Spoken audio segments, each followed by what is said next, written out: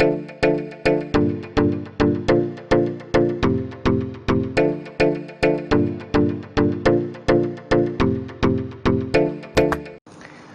باللہ من الشیطان الرجیم، بسم اللہ الرحمن الرحیم۔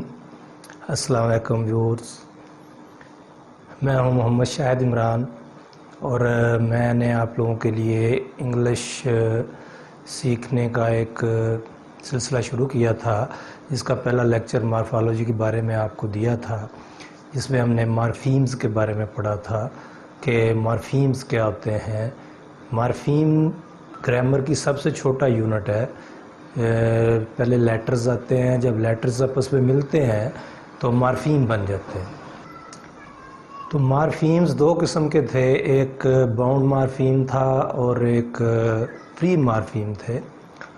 تو باؤنڈ مارفیم ہم ان کو کہتے ہیں جو لفظ اکیلے تو کوئی معنی نہیں رکھتے، لیکن جب وہ دوسرے لفظوں کے ساتھ ملتے ہیں تو وہ بہت سارے نئے الفاظ بنا دیتے ہیں۔ جیسے ایک باؤنڈ مارفیم جو ہے ایل وائی اگر ہم لیں، جو کہ ایک سفکس ہے، تو اس کو آپ جب کسی بھی ورڈ کے ساتھ لگاتے ہیں، اکثر ناؤن اور ورب کے ساتھ لگاتے ہیں، تو وہ ایک ایڈورب کی شکل اختیار کر لیتا ہے۔ جیسے کائنڈ سے کائنڈلی بن جاتا ہے، ٹھیک ہے، اسی طرح ریسٹ لیس سے ریسٹ لیسلی بن جاتا ہے، بے شمار ایسی مثالیں ہیں۔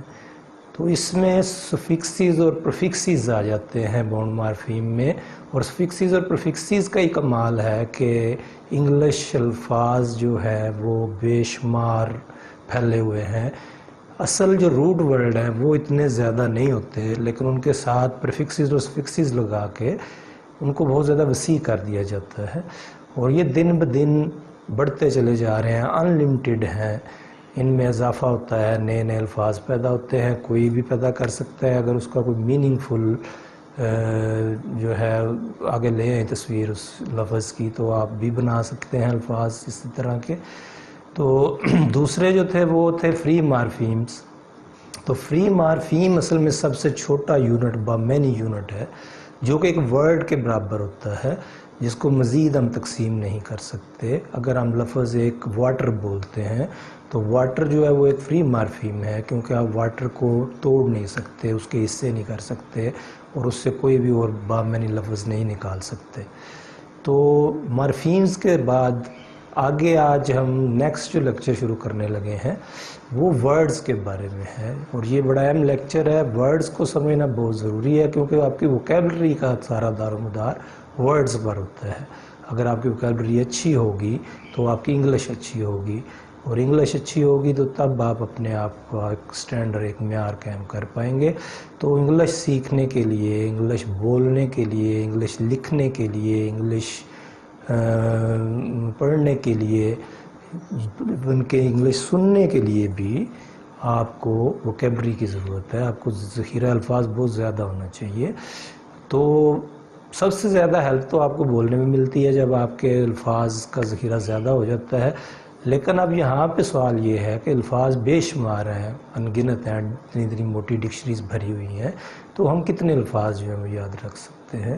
تو اس کا حل ہی ہے یہ جو مارفالوجی ہے، کہ آپ اپنی ضرورت کے وہ نئے ناؤن اور ورب یاد رکھیں جو عام زندگی میں استعمال ہوتے ہیں، اور انہی میں موڈیفیکیشن کر کے پریفکسز فکسز کے ذریعے نئے الفاظ جو ہیں وہ بنا کے ان کو آپ اپنی مرضی کے مطابق استعمال کر سکتے ہیں۔ جیسے لفظ لائک ہے، اگر تو لائک کا معنی ہوتا ہے پسند کرنا، لیکن جب ہم ان لائک اس کے ساتھ یو این ایک پریفکس لگا دیتے ہیں تو اس کا معنی الٹ ہو جاتا ہے، ٹھیک ہے۔ ان لائک کا معنی ہوتا ہے برعکس، یا کسی چیز کے الٹ، یا پسند کے الٹ۔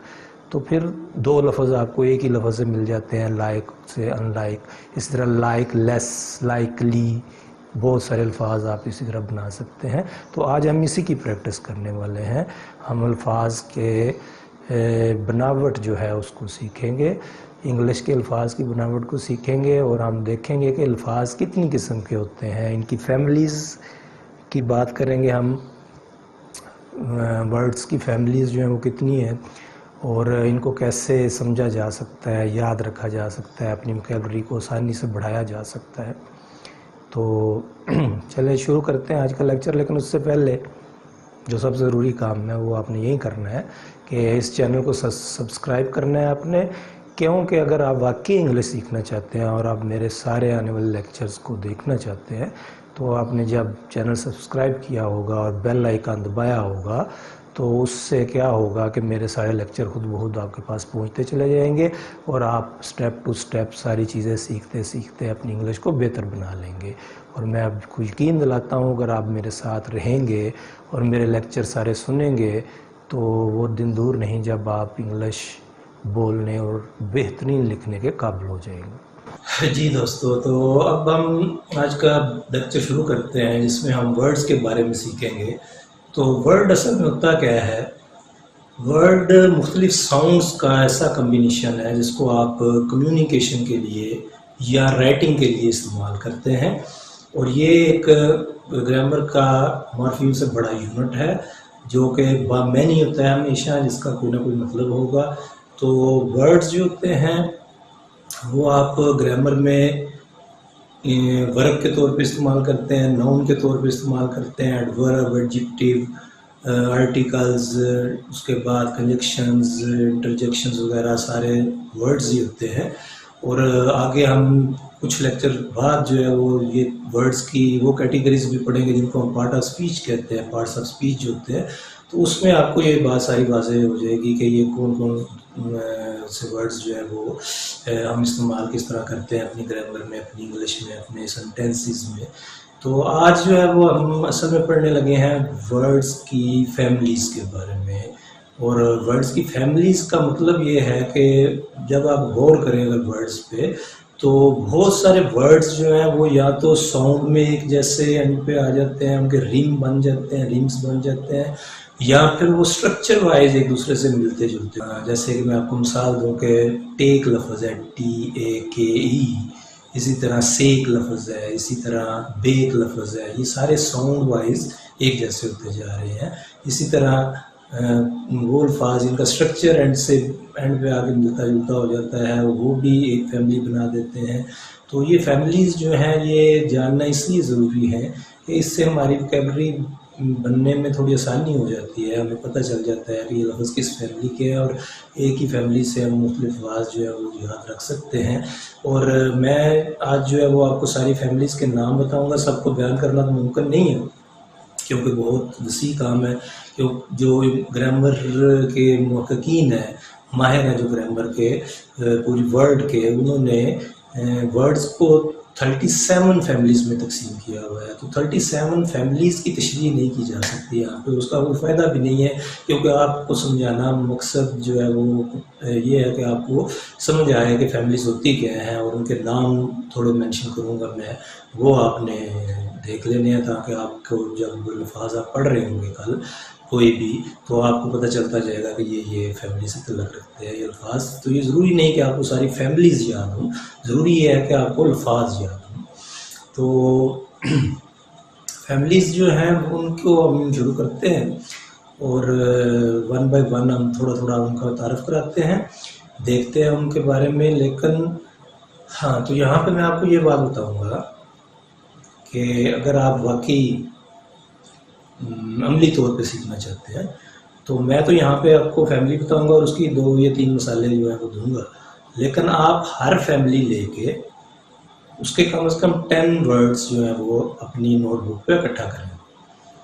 اور 37 فیملیز ہیں، بڑی آسانی سے 10 الفاظ آپ کو ہر فیملی کے مل جائیں گے۔ تو آپ ان کو جب اکٹھا کریں گے تو 370 الفاظ بنیں گے، اور یقین مانیں کہ 370 الفاظ کا ذخیرہ اگر آپ کے پاس موجود ہو تو آپ اچھی بھلی انگلش بول سکتے ہیں۔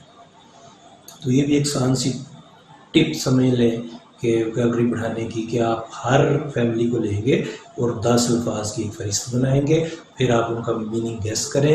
اگر آپ کو کسی لفظ کا میننگ نہیں پتہ تو اس کو ڈکشنری سے یا کسی دوسرے بندے سے کنسلٹ کریں یا کمنٹس میں مجھ سے پوچھیں، تو وہ آپ کے پاس خود بخود ایک وکیبلری جو بلڈ ہوتی جائے۔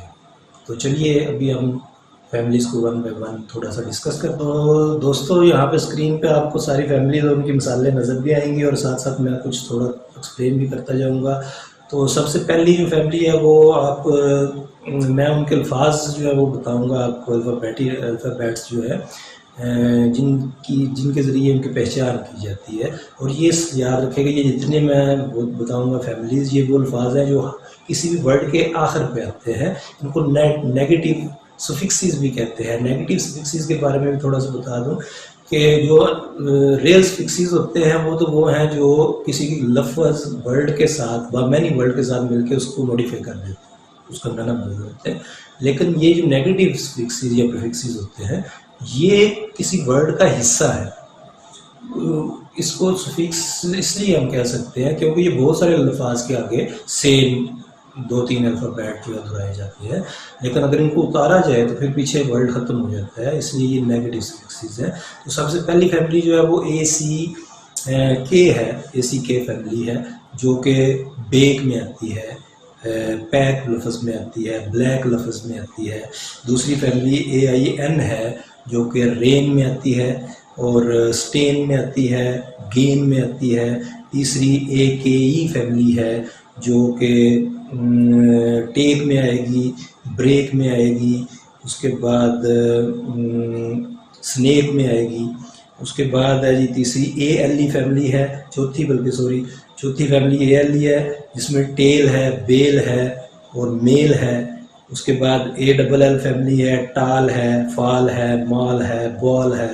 اس کے بعد AME فیملی ہے جو ہے کین، نیم، سیم. اس کے بعد AN فیملی ہے جس میں کین، بین، مین الفاظ آ جاتے ہیں. اس کے بعد ANK فیملی ہے جس میں بلینک، تھینک، ڈرینک لفظ آ جاتے ہیں. اور اس کے بعد یہ بھی بتا دوں کہ یہ ANK فیملی جو ہے یہ اکثر جو irregular وربز ہیں ان کی سیکنڈ فارم بھی بناتی ہے بیچ میں. اس کے بعد AP فیملی ہے جو کہ فلیپ، کیپ، کڈنیپ وغیرہ میں آ جاتی ہے. اس کے بعد ایش فیملی ہے ASH جو کہ سلیش میں، ڈیش میں، ریش میں آئے گی. اس کے بعد AT فیملی ہے، کیٹ میں، ریٹ میں، بیٹ میں آئے گی. ATE فیملی ہے جو کہ ریٹ میں آئے گی، کریٹ میں آئے گی، میٹ میں آئے گی. اس کے بعد AW فیملی ہے، AW جو کہ ڈرا میں آتی ہے، اسٹرا میں آتی ہے، سا میں آتی ہے. اس کے بعد AY فیملی ہے جو ڈے میں، اسٹے میں، رے میں آئے گی. اس کے بعد EAT فیملی ہے جو گریٹ میں، سویٹ میں، میٹ میں آتی ہے، ٹریٹ میں آتی ہے. اس کے بعد ELL فیملی ہے جو شیل میں، بیل میں، جیل میں آئے گی. اس کے بعد EST فیملی ہے. اور اس کے بارے میں بھی پہلے بتا دوں کہ جو آپ کے ایڈجیکٹیو ہوتے ہیں ان کی جو سپرلیٹو ڈگری ہوتی ہے اس کو بنانے کے لیے EST عموماً استعمال کیا جاتا ہے. لیکن اس کے علاوہ بھی بہت سارے الفاظ کے پہ آتا ہے جیسے بیسٹ ہے، ریکویسٹ ہے، ہیپیسٹ ہے. اس کے بعد ICE فیملی ہے جس میں رائس، نائس، چوائس آ جاتا ہے. اس کے بعد ایک فیملی ICK جس میں لک، برک اور ٹرک آ جائے گا. اس کے بعد IDE فیملی ہے جس میں بائڈ آئے گا، رائڈ آئے گا، ہائڈ آئے گا. اس کے بعد IGHT فیملی ہے، یہ بھی بڑی پاپولر فیملی ہے. بہت سارے الفاظ ہیں جن کے اینڈ پہ IGHT آتا ہے جیسے رائٹ ہے، جیسے سائٹ ہے، نائٹ ہے، لائٹ ہے. ٹھیک ہے. اسی طرح ILL فیملی ہے جس میں بل، شریل، ڈرل، فل بہت سارے الفاظ آ جاتے ہیں. اسی طرح IN فیملی ہے، پن میں، سن میں، کن میں ہے. INE فیملی ہے ڈائن میں، مائن میں، پائن میں. اس کے بعد ING فیملی ہے جو کہ سنگ میں ہے، بنگ میں ہے، رنگ میں ہے، کنگ میں ہے. اور ING بھی ایک اسپیشل فیملی ہے جو آپ کے کنٹینیوس ٹینس میں پروگریسو فارم بنانے کے لیے استعمال ہوتی ہے. اس میں آپ ہر ورب کے بعد ING لگاتے ہیں. اس کے بعد INK فیملی ہے، یہ سنک ہے، ڈرنک ہے، پنک ہے. اس کے بعد IP فیملی ہے، ہپ ہے، ڈپ ہے، نپ ہے. اس کے بعد IT فیملی ہے، ہٹ ہے، بٹ ہے، کٹ ہے. اس کے بعد OCK فیملی ہے جس میں کلاک، ناک، راک، شاک بہت سارے الفاظ آ جاتے ہیں. اس کے بعد OKE فیملی ہے جس میں بروک، اسموک، موک آ جاتا ہے. اور یہ ورب irregular وربز کی تھرڈ فارم میں عموماً استعمال ہو جاتی ہے. OP فیملی ہے جو ٹاپ میں، شاپ میں آ جاتی ہے، ٹروپ میں آ جاتی ہے. اس کے بعد او آر ای فیملی ہے جو اسٹور میں، مور میں، کور میں آئے گی. اس کے بعد او ٹی فیملی ہے، ہارٹ میں، شارٹ میں، کوڈ میں آتی ہے. اس کے بعد یو سی کے فیملی ہے ایک جو کہ بڑی اہم فیملی ہے، یہ بھی عام یوز ہوتی ہے، جس میں پلگ ہے، ریبک ہے، ٹرک ہے. اس کے بعد یو جی فیملی ہے، مگ، ہگ، جگ، پلگ، ٹھیک ہے. اس کے بعد یو ایم پی فیملی ہے، جمپ میں، پمپ میں، ڈمپ میں ہے یہ، ٹھیک ہے. اور آخری فیملی ہماری یو ایم کے ہے جو کہ جنک میں، ڈرنک میں اور منک میں آ جاتی ہے. تو یہ 37 فیملیز ہیں جن میں تمام الفاظ کو تقسیم کیا جا سکتا ہے. انہی 37 فیملیز کے گرد ہی سارے الفاظ جو ہیں وہ گھومتے ہیں. اب ہم ایک چھوٹی سی ایکسرسائز کریں گے کہ ایک روٹ ورڈ سے کیسے بے شمار الفاظ جو ہیں وہ بن جاتے ہیں. تو آج ہم ایک روٹ ورڈ جو ہے وہ لیں گے اور اس کے میں آپ کو بہت سارے الفاظ بنا کے فکسز اور پریفکسز کے ذریعے دکھاتا ہوں تاکہ آپ کو بھی سمجھ آئے کہ کس طرح ایک روٹ ورڈ لے کے کیسے ان سے اتنے زیادہ الفاظ جو ہے وہ بنائے جا سکتے ہیں. جی دوستو، تو ہمارا روٹ ورڈ جو ہے وہ ایکٹ ہے. ایکٹ، اے سی ٹی، جس کا میں نے عمل یا عمل کرنا، کام کرنا یا اس طرح کا کوئی بھی آپ کہہ سکتے ہیں کہ جس میں ایکشن کا تصور ہو. تو اب اس ایکٹ کے ساتھ پریفکسز اور سفکسز لگا کے دیکھیں کتنے الفاظ بنتے ہیں. بنیں گے کیسے یہ نہیں میں بتاؤں گا آپ کو، کتنے الفاظ بنتے جاتے ہیں، لسٹ کیسے بڑھتی جاتی ہے یہ آپ نے دیکھنا ہے تاکہ آپ کو پتہ چلے کہ آپ بھی اسی طرح ایک لفظ لے کے اس کے ساتھ بہت سارے الفاظ بنا سکتے ہیں. اور بہتر ہے اگر آپ اس طرح کوئی بھی اور کوئی لفظ لے کے اس کی ایکٹیویٹی بھی ساتھ کریں تو آپ کی ووکیبلری کو بھی آپ کے مائنڈ سے نکل کے باہر آتی چلی جائے. تو ایکٹ لفظ جو ہے اسی سے ایکٹر بنتا ہے، اسی سے ایکشن ہے، اسی سے ایکشنیبل ہے، ایکٹیو ہے، ایکٹیولی ہے، ایکٹیویٹ ہے، ایکٹیویشن ہے، ایکٹیویٹیڈ ہے، ایکٹیویٹی ہے. اس کے بعد ایکٹیویزم ہے، ایکٹیوسٹ ہے. اس کے بعد ان ایکشن، ان ایکشن، اب یہ سفکس لگ گیا ہے ساتھ، ان ایکٹیو ہے، ان ایکٹیویٹی ہے. اس کے بعد ایک اور سفکس لگ کے اس کا، اب یہ سارے الفاظ مختلف میننگ دیتے ہیں، یہ یاد رکھیں، یہ کوئی ایک لفظ نہیں ہے، مختلف الفاظ میننگ دے رہے ہیں. اس کے بعد ہے جی کاؤنٹر ایکٹ ہے، کاؤنٹر ایکٹیو ہے. اس کے بعد ڈی ایکٹیویٹ ہے، ڈی ایکٹیویشن ہے، انیکٹ ہے، ہائپر ایکٹیو ہے، ہائپر ایکٹیویٹی ہے. اس کے بعد انٹر ایکٹ ہے، انٹریکشن ہے، انٹر ایکٹیو ہے. اس کے بعد انٹر ایکٹیولی ہے، انٹر ایکٹیوٹی ہے. اس کے بعد اوور ایکٹیو ہے. اس کے بعد اوور ایکٹ ہے. اس کے بعد اوور ریئیکشن ہے، اوور ریئیکشن عام لفظ آپ استعمال کرتے ہیں، اس میں ری ایکشن میں ایکٹ آ رہا ہے. اس کے بعد پرو ایکٹیو ہے. اس کے بعد پرو ایکٹیولی ہے. اس کے بعد ری ایکٹ ہے. اس کے بعد ری ایکشن ہے، ری ایکٹیویٹ ہے، ری ایکٹیویشن ہے، ری ایکٹیو ہے. اس کے بعد ایکٹیویٹی ہے. اس کے بعد ٹرانس ایکٹ ہے اور ٹرانس ایکشن ہے. تو یہ دیکھیں کتنے زیادہ الفاظ جو ہیں وہ ایک لفظ کے موڈیفیکیشن سے لگانے سے بن جاتے ہیں. اسی طرح بہت سارے الفاظ ہیں، بہت وسیع ہے انگلش جو گرامر ہے، اس میں آپ جو ہے چند الفاظ سے بہت سارے الفاظ بنا سکتے ہیں. تو آپ اگر یہ ایکٹیویٹی دہرائیں کسی اور لفظ پہ تو امید ہے کہ آپ کو بہت زیادہ فائدہ ہوگا اس کا. تو نیکسٹ میں جو ہے وہ اب یہ لیکچر یہیں پہ ختم ہو جاتا ہے. امید ہے کہ آپ کو کچھ نہ کچھ نیا سیکھنے کو ضرور ملا ہوگا اور آپ ان فیملیز کو اور ان ورڈز کے جو یوزز ہیں، پریفکسز فکسز کو سمجھے ہوں گے اور آپ مستقبل میں بہتر طریقے سے الفاظ کو پہچان سکیں گے، الفاظ کو یاد رکھ سکیں گے. تو نیکسٹ لیکچر جو ہے ہمارا وہ اب اس سے اگلا تیسرا جو یونٹ ہے گرامر کا وہ ہے فریزز. تو نیکسٹ لیکچر ہم فریزز پہ کرنے والے ہیں اور فریزز کا لیکچر بہت زیادہ اہم ہوتا ہے کیونکہ فریزز کے بارے میں بہت ساری غلط فہمیاں ہیں لوگوں کے ذہنوں میں، اسٹوڈنٹس کے ذہنوں میں بھی ہیں، ٹیچرز کے ذہنوں میں بھی ہیں. بہت زیادہ الجھ جاتے ہیں ٹیچرز بھی اور اسٹوڈنٹس بھی فریزز پہ آ کے. لیکن یہ اتنا ایزی، جس طرح ورڈز تھے یہ تو پھر کمپلیکیٹڈ تھا کیونکہ 37 کیٹیگریز ہیں، فیملیز ہیں اس کی، وہ اتنے زیادہ نہیں ہیں. 9 کیٹیگریز ہیں فریزز کی، 9 قسمیں ہیں جو ہم پڑھیں گے اگلے لیکچر میں، اور وہ کو مزہ بھی آئے گا اور آپ بہت کچھ اس میں سے سیکھیں گے بھی. اور فریز جو ہوتا ہے وہ آپ کی تحریر کی خوبصورتی ہوتی ہے، یاد رکھیں۔ جب آپ سپیک بھی کرتے ہیں، جب آپ کسی کو متاثر کرنا چاہتے ہیں اپنی انگلش سے، تو اس کے لیے بھی آپ جب اپنی اسپیچ میں فریزز یوز کرتے ہیں تو اگلے پہ بہت زیادہ اچھا اثر اس کا پڑتا ہے۔ تو انشاءاللہ اگلے لیکچر میں فریزز کے ساتھ حاضر ہوں گے، تب تک کے لیے اجازت، اللہ حافظ۔